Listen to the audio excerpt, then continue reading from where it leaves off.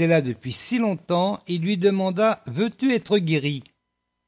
Et donc là, on va voir qu'il répond pas vraiment, hein. « Maître, répondit le malade, je n'ai personne pour me plonger dans la piscine quand l'eau commence à bouillonner. » C'est vrai que lui, il pensait simplement aller dans la piscine, hein, pour être guéri. Il pensait pas que c'est Jésus qui allait le guérir non plus, hein.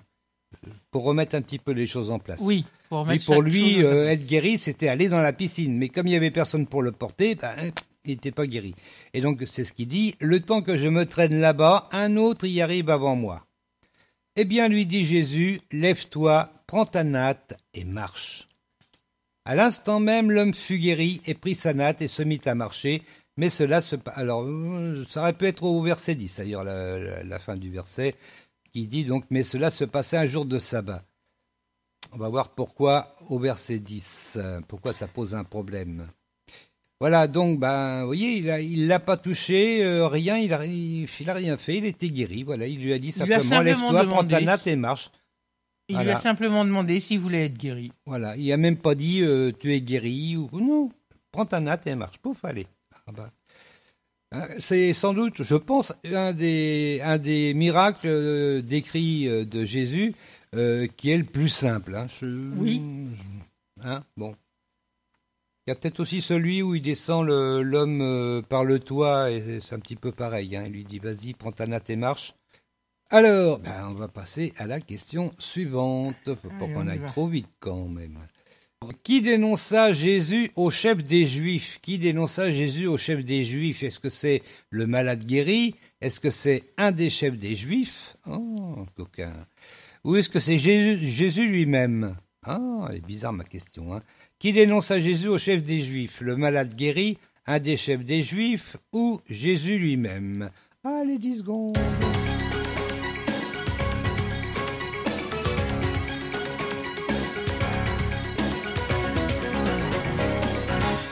L'homme guéri. L'homme guéri, exactement. Ah, un peu.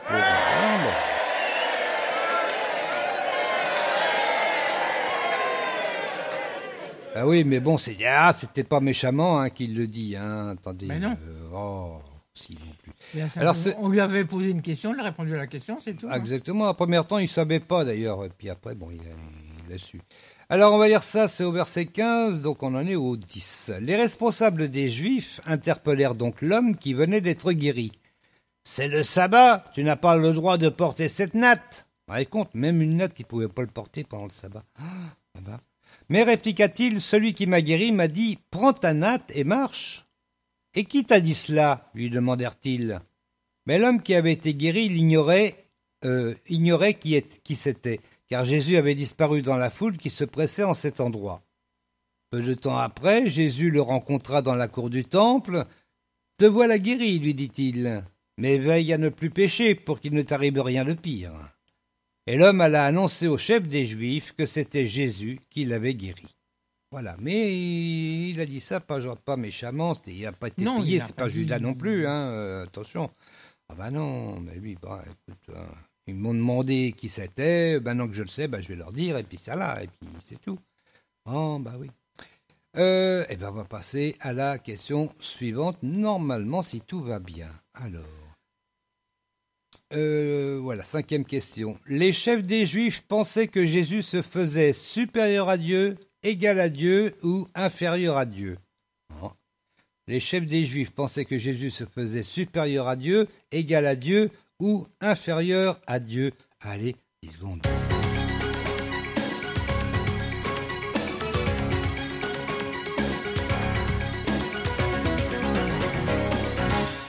Égal. Tu dirais égal à Dieu, et c'est encore une bonne réponse. Voilà.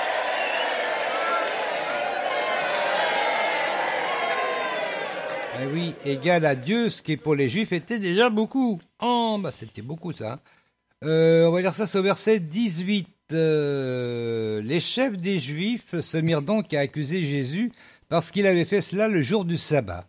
Jésus leur répondit, « Mon Père est à l'œuvre jusqu'à présent, et moi aussi je suis à l'œuvre. » Cette remarque fut pour eux une raison de plus pour chercher à le faire mourir, car, non content de violer la loi sur le sabbat, il appelait encore Dieu son propre Père, et se faisait ainsi l'égal de Dieu.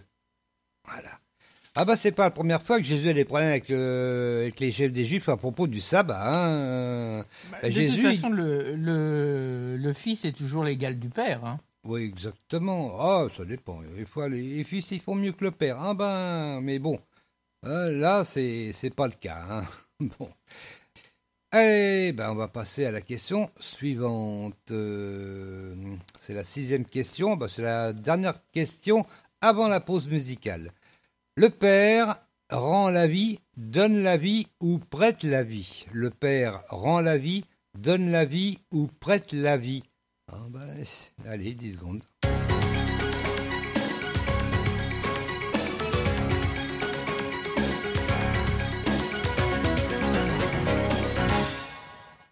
Rend la vie. Rend la vie, exactement.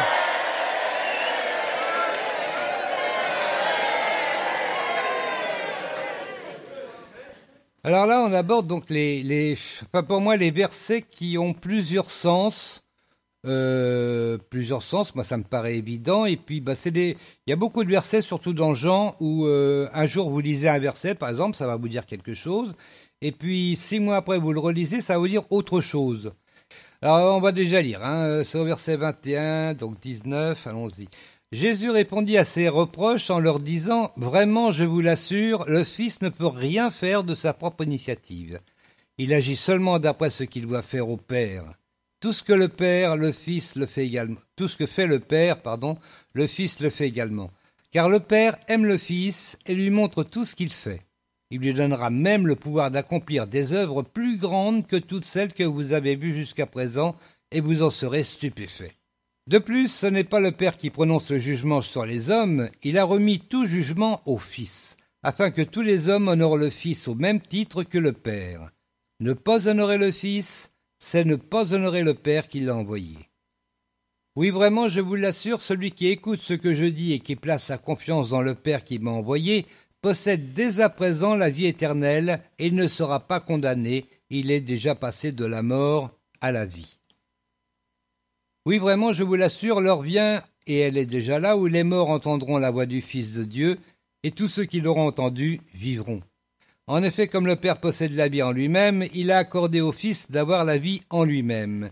Et parce qu'il est le Fils de l'homme, il lui a donné autorité pour exercer le jugement. Ne vous en étonnez pas, l'heure vient où tous ceux qui sont dans la tombe entendront la voix du Fils de l'homme. Alors ils en sortiront. Ceux qui auront fait le bien ressusciteront pour la vie, ceux qui auront fait le mal ressusciteront pour être condamnés. Pour moi, je ne peux rien faire de mon propre chef, je juge seulement comme le Père me l'indique, et mon verdict est juste car je ne cherche pas à réaliser mes propres désirs, mais à faire la volonté de celui qui m'a envoyé. J'ai lu beaucoup trop loin, oui. Il me semble, hein. Oui, c'est bien ce qui m'avait semblé. Ah bah oui, j'ai été loin, oh là là, bah oui. Tu devais aller jusqu'au 21 et voilà. Toi, t'es parti. Voilà, au pire, il fallait que j'aille jusqu'au 24. Bon, 24, ça va. Voilà, bah, ce qui nous intéressait, c'était au verset 21. En effet, comme le Père relève les morts et leur rend la vie, ainsi le Fils lui aussi donne la vie à qui il veut. Ah oui, bah ça, une fois que je suis parti à lire, moi, je m'arrête plus. Hein. Ah oui, j'ai remarqué. Bah, hein. Alors, bah oui, bah attends. Oui, donc je disais qu'il y avait des sens différents. Pour moi, là, le sens est uniquement spirituel. Il relève les morts. On peut considérer que c'est les morts qui sont enterrés et leur rend la vie, mais pas la vie. Enfin, ça peut être la vie terrestre. On l'a vu, hein, Jésus l'a fait. Mais bon, je pense pas que ce soit le sens général de ce qui est dit. Les morts donc enterrés, Dieu leur rend la vie, mais dans le royaume de Dieu. Vous voyez ce que je veux dire? On peut voir aussi autre chose. Les morts, on peut parler des morts spirituelles. Hein, ceux qui sont morts spirituellement, il leur rend leur vie spirituelle. Vous voyez ce que je veux dire? Et Jésus dit, lui aussi donne la vie à qui il veut. Voilà. Et là, donc, la différence, c'est que le Père rend la vie spirituelle aux gens, alors que Jésus, lui, la donne. Je ne sais pas si vous voyez, mais la démarche est un petit peu différente. Dieu rend ce que les gens avaient déjà, il leur rend. Jésus lui donne. Pas pareil. Ah, ça, c'est mon avis. Voilà. Mais donc, pour parler du double sens, il y a les morts terrestres, la vie terrestre, mais il y a aussi la mort spirituelle et la vie spirituelle. Voilà, il y a la vie sur terre et la vie dans le royaume de Dieu. Dans les deux cas, c'est la vie. Hein. Donc quand on meurt sur terre, on va renaître après dans le royaume de Dieu. Voilà. Pour Dieu, quand on meurt, c'est pas grave pour lui parce que ça va être une naissance dans son royaume. Donc pour lui, c'est bien, à la limite. Voilà, c'est une petite... bon, voilà. Après, évidemment, pour nous, la mort, c'est grave parce que c'est surtout l'absence, quoi. Lorsqu'une personne meurt, c'est une absence pour nous et c'est terrible, généralement. C'est un vide. Voilà, exactement. Mais pour Dieu, non, parce que pour lui, ça va être une renaissance dans son royaume à lui. Bon, bah sur ce, on va peut-être écouter Claire-Lise Bidot quand même. Bah oui. Hein. Ah bah attends, on est venu pour ça. Non, pas tout à fait. Mais quand même, ça va nous faire plaisir. On est venu pour l'ensemble. Voilà, Claire-Lise Bidot qui va nous interpréter Avec quoi as-tu bâti. Voilà, c'est une chanson qui fait partie de son dernier CD. N'hésitez pas à essayer de vous le procurer. Je ne sais pas encore comment d'ailleurs. Je crois que c'est par email. Je pense que vous avez l'adresse email en principe sur le site de radioprédication.fr. Faut rechercher dans les articles. Je ne sais pas où, je ne sais pas quand, mais bon, voilà. Oh, je vais essayer de vous le remonter un petit peu. Si je le retrouve, je vous le remonterai, que ce soit plus facile pour vous. À commander par email les enregistrements de Claire-Lise Bidot. Et tout de suite, donc, nous écoutons Avec quoi as-tu bâti. C'est parti.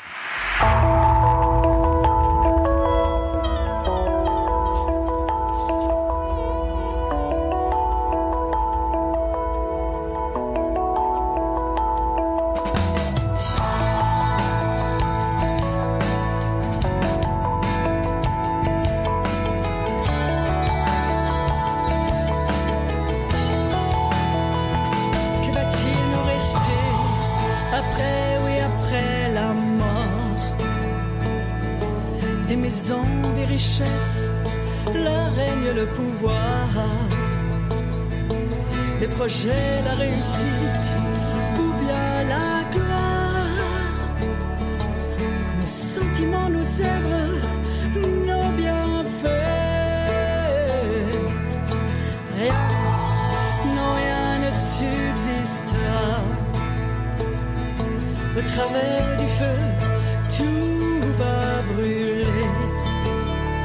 Alors pourquoi rester si attaché à tout ce qui va passer, à tout ce qui va passer? Sonde-moi, oh Dieu, et connais mes pensées.